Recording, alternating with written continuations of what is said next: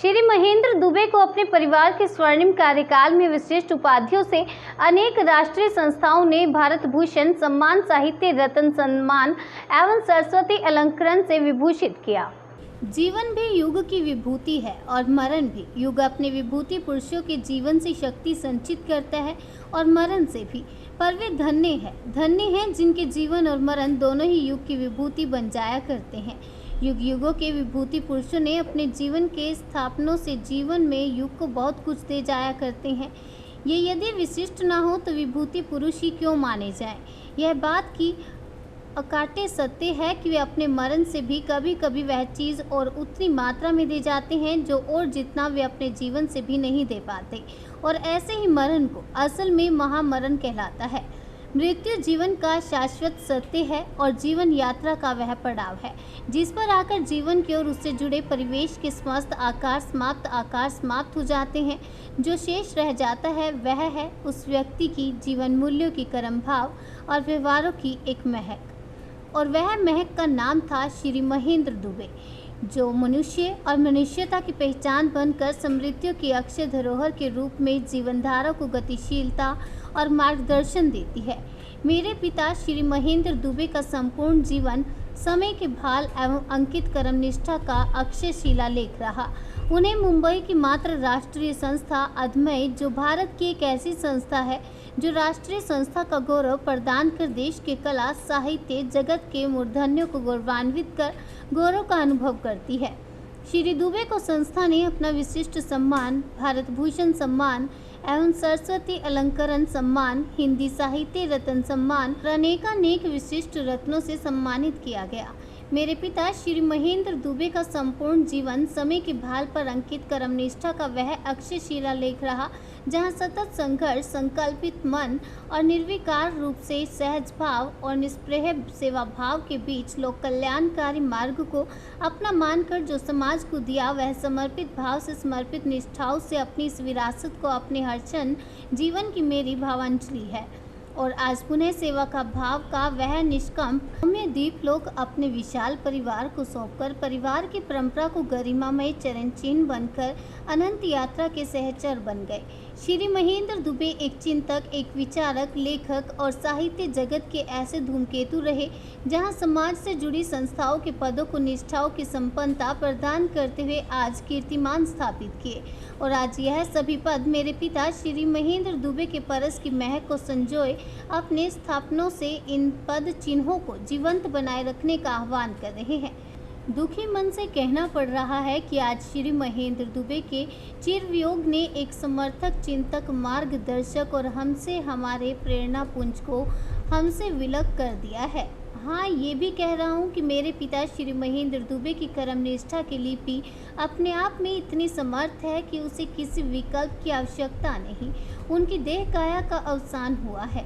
उनकी जीवन की किताब का हर पृष्ठ हमारे सामने है।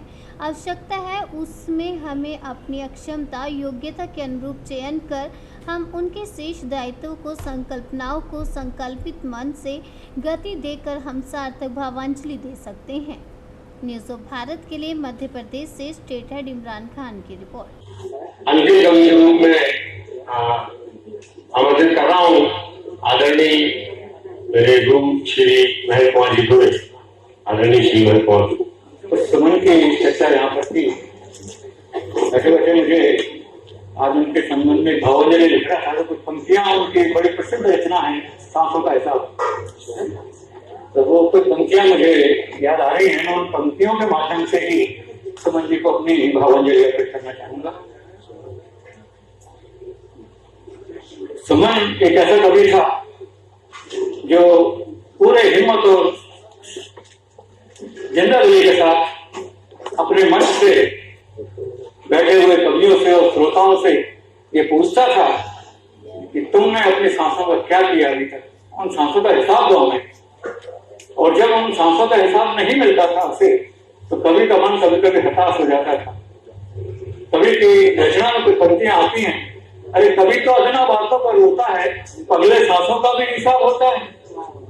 कभी तो अदना बातों पर रोता है, पगले सांसों का भी हिसाब होता है। पर उसके बाद उसके मन में पुनः आशा दिखती थी और वो कहता था कि बंधुओं, सांसें नहीं है केवल हवाई स्पंदन, इसलिए अब तक गफलत में जो खोया सो खोया, अब तक उसर में जो बोया सो बोया, अब तो सांसों की फसल उड़ाओ भाई, अब तो सांसों के बीच जलाओ। ऐसे कवि को हमारे बंधु जी ने श्रद्धांजलि अर्पित की। मैं भी इन पंक्तियों के साथ उन्हें श्रद्धांजलि अर्पित करता हूँ। जब सांसों में क्रांति आती है, ज्वाला आती है, तो उसकी 4 पंक्तियां और याद आई मुझे इस संदर्भ में। तो कवि कहता है जब व्यक्ति में युवा शक्ति में की सांसों में चिंगारियां फड़कती हैं, तब ऐसा लगता है कि हमारे देश में परिवर्तन की लहर हो रही है।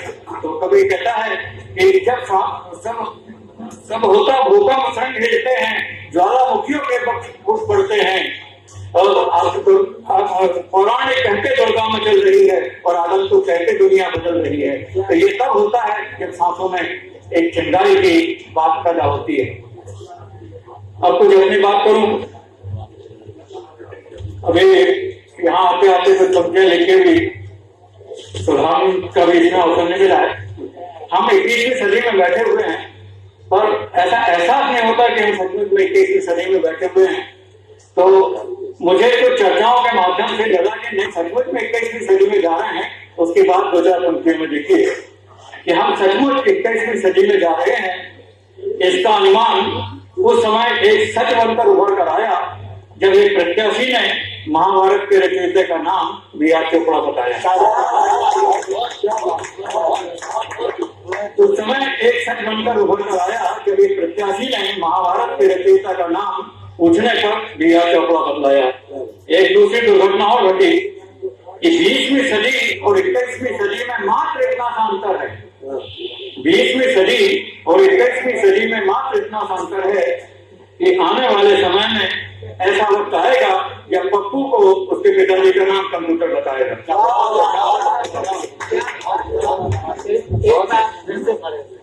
20वीं सदी और 21वीं सदी में मात्र इतना सा अंतर है कि जब पप्पू से उसके पापा का नाम पूछा जाएगा तो पापा का नाम भी कंप्यूटर बताएगा। और एक छोटी सी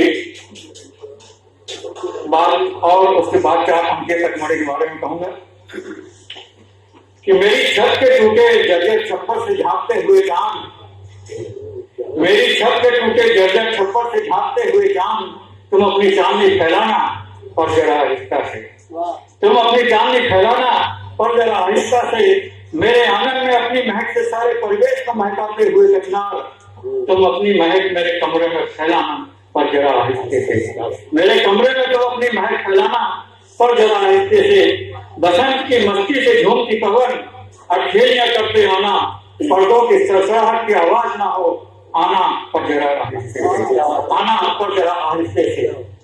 दूर सपनों के देश से ओ सोन परी, दूर सपनों के देश से ओ सोन परी, तुम भी सुनहरे सपने लिए आना पर धीरे धीरे धीरे, मेरी नन्ही सोन परी अभी अभी अपने सूखे ओठों में अपनी प्यास लिए दूध के लिए सिसकते हुए सोई है, अभी अभी सोई है, कल के सपनों में खोई है, अभी अभी सोई है, अभी अभी सोई है। बच्चों ने सुना ही मुझे भी ऐसा लगा कि पचमढ़ी में बहुत कुछ है और कुछ ऐसा भी है जिसे हम कई बार अपनी आंखों से देख नहीं पाते। कुछ उसकी 4 बातें इन पंक्ति में आप देखिए कि सतपुड़ा की वादियों में है घने जंगल बहुत, सतपुड़ा की वादियों में है घने जंगल बहुत, खाइयां गहबर अनेकों भाव के मंदिर बहुत, खाइयां गहबर अनेकों भाव के मंदिर बहुत, महकती हैं वनस्पतियां स्नेहझरों के स्वर बहुत, सुमन है वन फूल है और कहकहों के स्वर बहुत, कहकहों के स्वर बहुत। तो निर्झरों के स्वर यहाँ अनुराग बनकर फूटते, निर्झरों के स्वर यहाँ अनुराग बनकर फूटते, और पवन के सरगम यहाँ भाव बनकर झूमते, पवन के सरगम यहाँ भाव बनकर झूमते। पगडंडियां कहती कहानी श्रम बंधु के मनोहार की, पगडंडियां कहती कहानी श्रम बंधु के मनोहार की, और पर्वतों की चोटियां आकाश बनकर झूमती, और बरसात की वादियों में है घने जंगल बहुत, और प्रकृति के पर्याय अपनत्व की गंगा यहाँ, प्रकृति के पर्याय अपनत्व की गंगा यहाँ, रमणीयता के रमण में बेदाम मिलती है यहाँ। जितना घूमोगे उतना मिलेगी आपको ये अपनत्व की बात, भले शहर में मिले या न मिले। तो प्रकृति के पर्याय की अपनत्व की गंगा यहाँ, रमणीयता के रमण में बेदाम मिलती है यहाँ। है जरूरत भाव की, है जरूरत भाव की, भाव के विस्तार की, और हर चरण उल्लास बनकर चूमता है पग यहाँ। हर चरण उल्लास बनकर चूमता है पग यहाँ।